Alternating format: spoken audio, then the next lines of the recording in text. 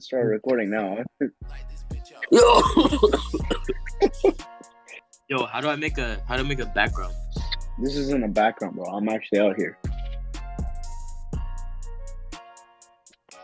Oh shoot. Recording it. This is Okay, all okay. like It's like bloopers, you know? unfiltered, bro. It's like our first Exactly. thing unfiltered. That's the whole concept. Go. Did you see that? What do you do? I missed it. Bro. Oh, yeah.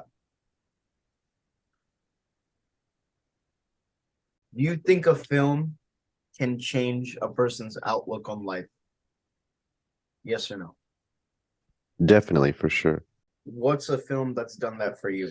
It's not limited to film. It could be a show, it could be an anime, cartoon, book, whatever. Just a story that's like changed your outlook.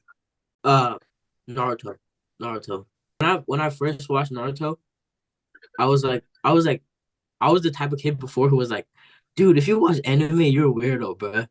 Back then, when we were kids, bullying other kids that watched anime was like a form of community service. You had to That's bully true. kids.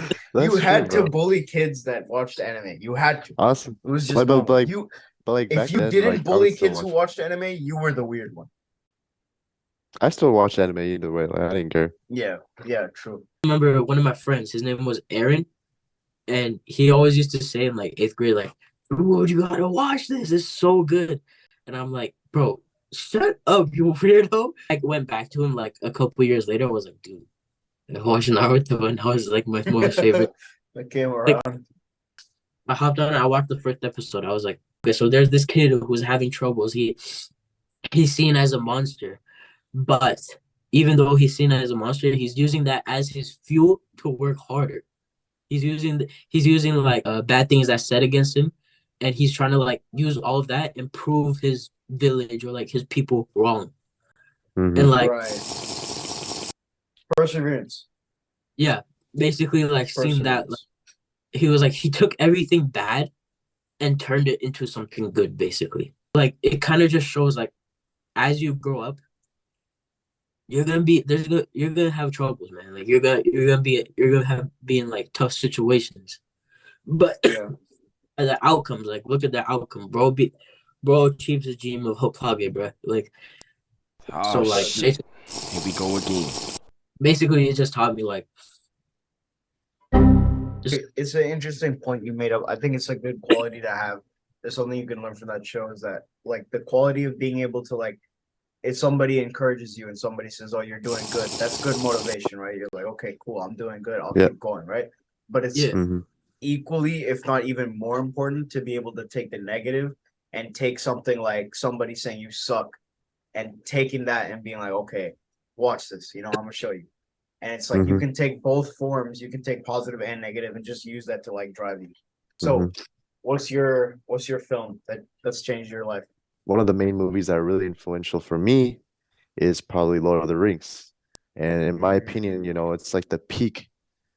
Like that movie, like that trilogy in general is like peak cinema. In my honest opinion, it's peak cinema.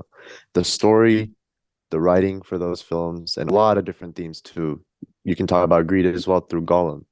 You know, Right, the right. the ring.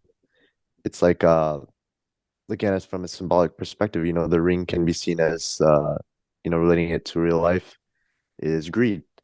You know, it's a very tempting thing that people can fall in the trap to, was temptations and our own thoughts get the best of us. So Gollum, he fell into those thoughts, and the ring pretty much corrupted his mind and totally transformed him into something he, you know, was never before. He was like a simple hobbit and just living in Hobbiton.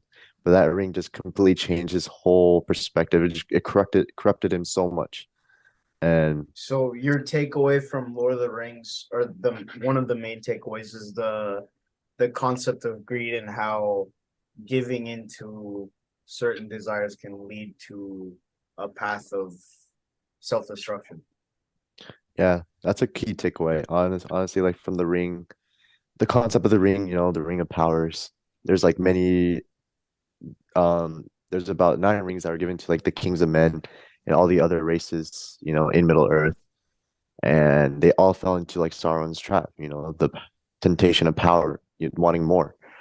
And overall, the movies are amazing. I would highly recommend everyone to check them out some point in their lives because definitely very influential. It's one of the movies that actually gets me emotional. I'm not really an emotional person watching movies, but watching those movies specifically, it definitely gets you emotional for sure.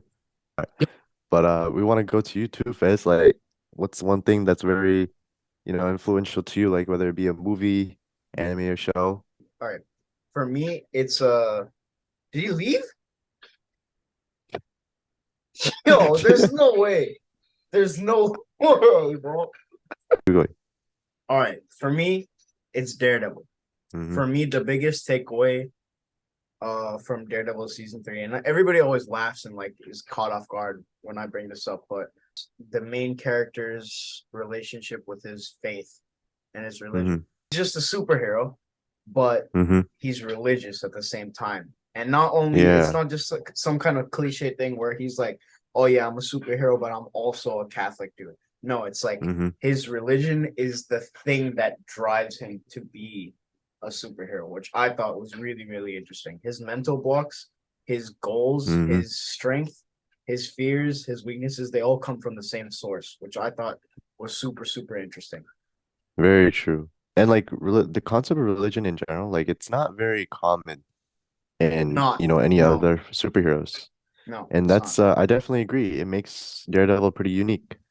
Yeah, Having those powers, but he's still pretty grounded with his faith. yeah. It's the thing that really, really struck a chord with me specifically.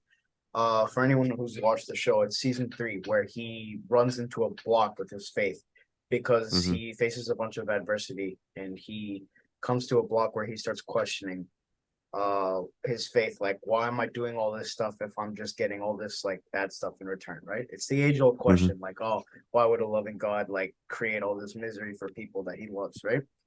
Yeah. That question was something I thought a lot as a younger kid, and I wasn't ever able to properly address it until I watched that show. So at that point in my life, I kind of like closed the book on religion because I was like frustrated and I had hit the same block that Matt did in the show. But when I watched the show, that was the first and only thing that opened that book up and like made me think as a kid, like, oh, maybe there's something I missed. Let me go back into it. And it's probably one of the biggest like things in my life that came from Daredevil. So Man, that's awesome, man. That's yeah, really cool. It's like for film, storytelling in general, like honestly, it's been used for a very long time. It's been used for, conveying information and just overall, entertaining people as well too.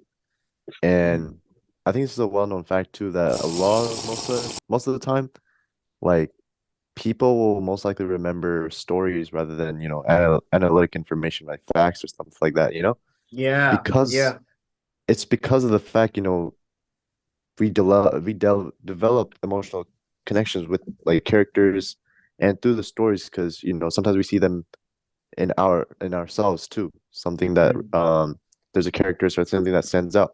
So anyway, just want to say that, like, pointed out, storytelling in general is pretty powerful.